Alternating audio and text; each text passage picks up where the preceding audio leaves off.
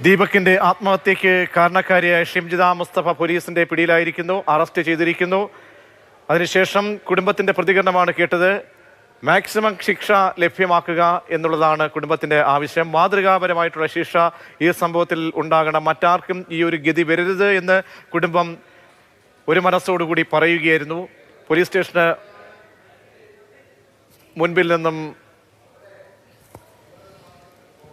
അഞ്ജന ചേരുന്നുണ്ട് തത്സമയം. അഞ്ജന, വൈറലാകാൻ വേണ്ടി വീഡിയോ ചിത്രീകരിച്ച് ഒരു യുവാവിൻ്റെ ജീവനെടുത്ത കേസിലെ പ്രതി, ആ പ്രതിയായിട്ടുള്ള ഷിംജിതയെ ഇന്നലെ കസ്റ്റഡിയിലെടുത്ത് അറസ്റ്റ് ചെയ്ത് കൊണ്ടുപോകുന്നതിൻ്റെ ദൃശ്യങ്ങളാണ് നിങ്ങൾ കണ്ടത് അല്ലേ?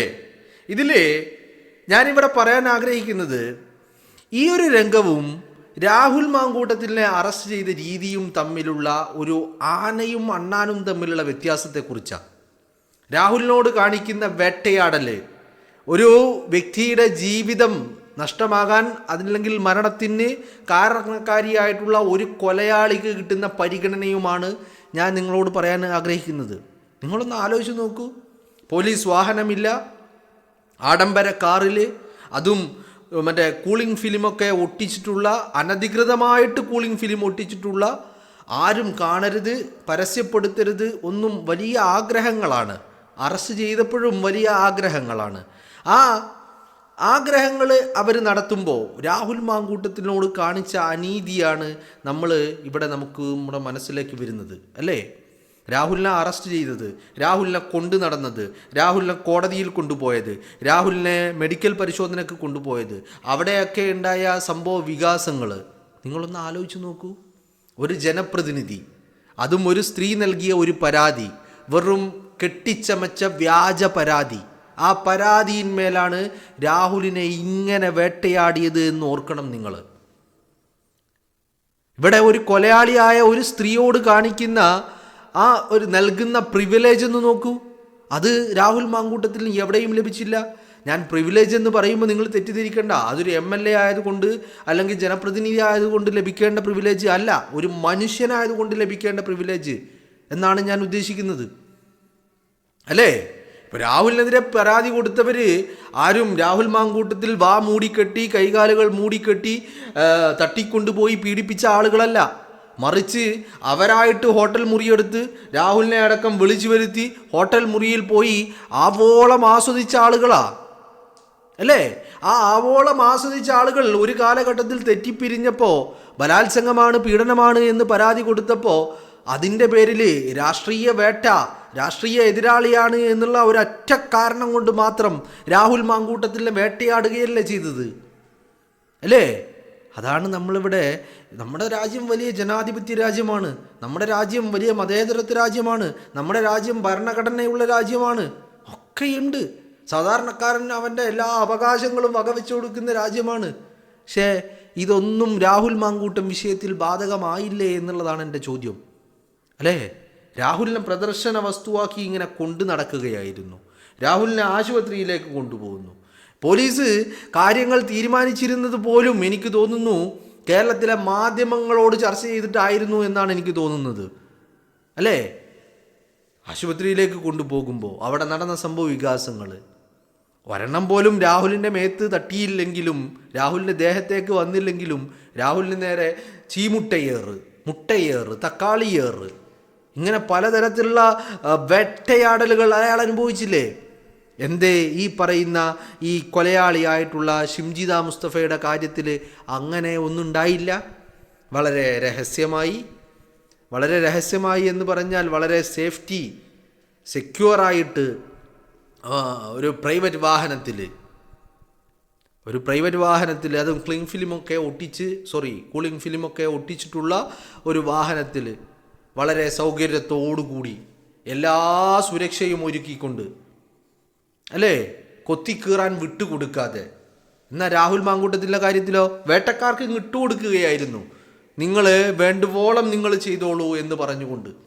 അതല്ലേ രാഹുൽ മാങ്കൂട്ടത്തിൻ്റെ കാര്യത്തിൽ സംഭവിച്ചത് അല്ലേ?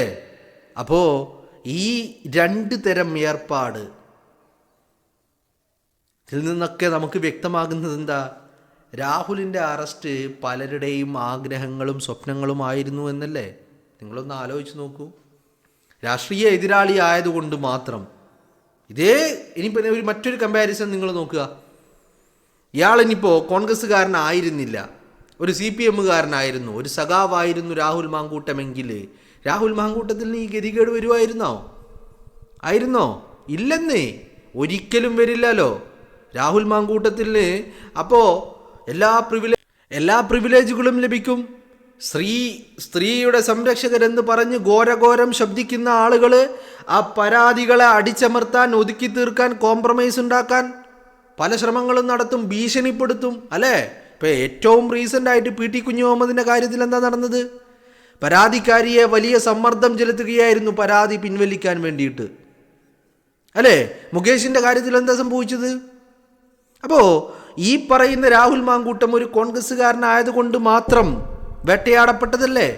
ആ രാഷ്ട്രീയ വൈര്യത്തിൻ്റെ ഇരയല്ലേ രാഹുൽ മാങ്കൂട്ടം? അതിൻ്റെ പേരിലല്ലേ അയാളെ വേട്ടയാടിയത്?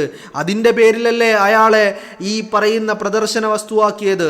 അതിൻ്റെ പേരിലല്ലേ അയാളെ കൊണ്ട് നടന്ന് വേട്ടക്കാർക്ക് ഇങ്ങനെ ഇട്ടുകൊടുക്കുകയായിരുന്നു, ഇതാ പിടിച്ചോ എന്ന് പറഞ്ഞുകൊണ്ട്, അല്ലേ? അതല്ലേ സംഭവിച്ചത് രാഹുൽ മാങ്കൂട്ടത്തിൻ്റെ കാര്യത്തിൽ. ഇവിടെ ഒരു യുവാവ് അന്യായമായി തന്നെ അപമാനിക്കപ്പെട്ടതിൻ്റെ മനോദുഃഖത്തിൽ, വിഷമത്തിൽ ജീവിതം തന്നെ അവസാനിപ്പിച്ചിട്ട് ആ കേസിലെ പ്രതിയെ അറസ്റ്റ് ചെയ്ത് കൊണ്ടുപോകുന്ന രീതി നിങ്ങളൊന്ന് ആലോചിച്ച് നോക്ക്. അപ്പോൾ ഈ ഒരു ഇരട്ടത്താപ്പാണ്.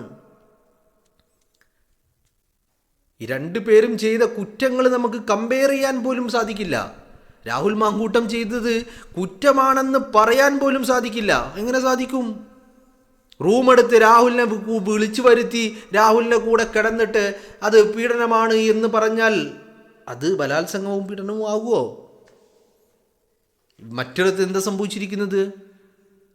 തൻ്റെ വ്യക്തി നേട്ടങ്ങൾക്ക് വേണ്ടി, പ്രശസ്തിക്ക് വേണ്ടി, ഫോളോവേഴ്സിന് വേണ്ടി, സബ്സ്ക്രൈബേഴ്സിന് വേണ്ടിയിട്ട് റീലേഴ്സ് അതിലൂടെ ഒരു വ്യക്തിയെ തേജോവധം ചെയ്ത് അപമാനിച്ചിട്ട് അതിൽ മനം നൊന്നിട്ടല്ലേ ദീപക് എന്ന് പറയുന്ന യുവാവ് ജീവനൊടുക്കിയത്, അല്ലേ?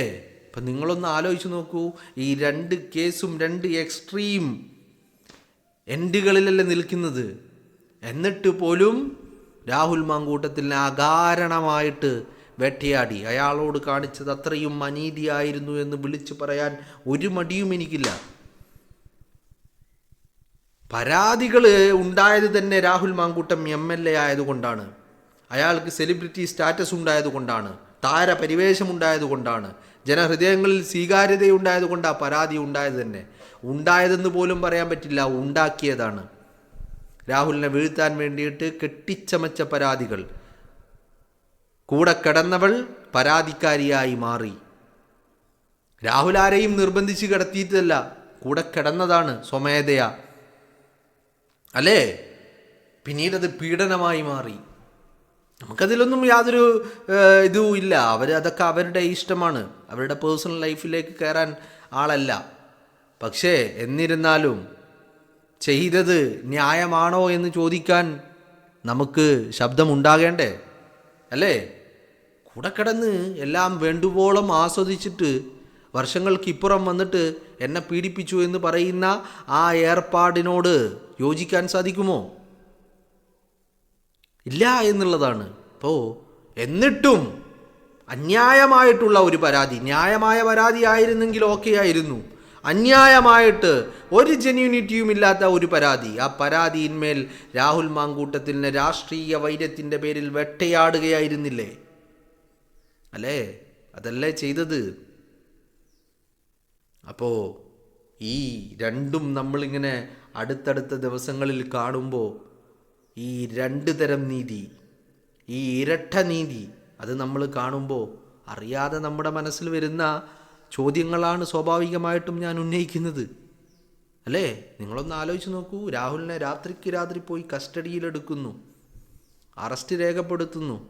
പിറ്റേന്ന് നേരം വെളുത്തത് മുതൽ കേരളത്തിലെ വേശ്യാ മാധ്യമങ്ങൾക്ക് വലിയ ചാകരയായിരുന്നു. കോടതിയിലേക്ക് കൊണ്ടുപോകുന്നു, മജിസ്ട്രേറ്റിൻ്റെ വീട്ടിലേക്ക് കൊണ്ടുപോകുന്നു, ആശുപത്രിയിലേക്ക് കൊണ്ടുപോകുന്നു. വലിയ ചാകര, അല്ലേ? വേട്ടക്കാർക്ക് ഇങ്ങനെ ഇട്ടുകൊടുക്കുകയായിരുന്നു വേണ്ടുവോളം. അവർക്കുള്ള കണ്ടന്റുകൾ, അവർക്കുള്ള ആവശ്യത്തിനുള്ള വിഷയങ്ങൾ ഉണ്ടാക്കിയെടുക്കാൻ വേണ്ടി രാഹുൽ മാങ്കൂട്ടത്തിലെ ഇങ്ങനെ ഒരു പ്രദർശന വസ്തുവാക്കി എറിഞ്ഞു കൊടുക്കുകയായിരുന്നു. അതല്ലേ ചെയ്തത്. അപ്പോൾ ഈ ഇരട്ട നീതി നടക്കുന്നതും നമ്മുടെ രാജ്യത്ത്, ഒരൊറ്റ ഭരണഘടനയുള്ള രാജ്യത്താണ് ഈ ഇരട്ട നീതി നടക്കുന്നത്. നമ്മുടെ രാജ്യത്ത് പല രീതിയിലുള്ള സംസ്കാരങ്ങളുണ്ട്, ഭാഷകളുണ്ട്, ജീവിത രീതികളുണ്ട്, ശൈലികളുണ്ട്, സ്ഥലങ്ങളുണ്ട്, പല ഗോത്ര വിഭാഗങ്ങളുണ്ട്. പക്ഷേ നമ്മുടെ രാജ്യത്തുള്ള എല്ലാവർക്കുമുള്ളത് ഒരൊറ്റ നിയമമാണ്, ഒരൊറ്റ ഭരണഘടനയാണ്. അങ്ങനെയുള്ള ഒരു രാജ്യത്താണ് ഈ രണ്ട് തരം നീതി നമ്മൾ കൺമുന്നിൽ കാണുന്നതെന്ന് പറയുമ്പോൾ ചോദ്യങ്ങൾ ചോദിക്കാതിരിക്കാൻ സാധിക്കുമോ എന്നുള്ളതാണ്.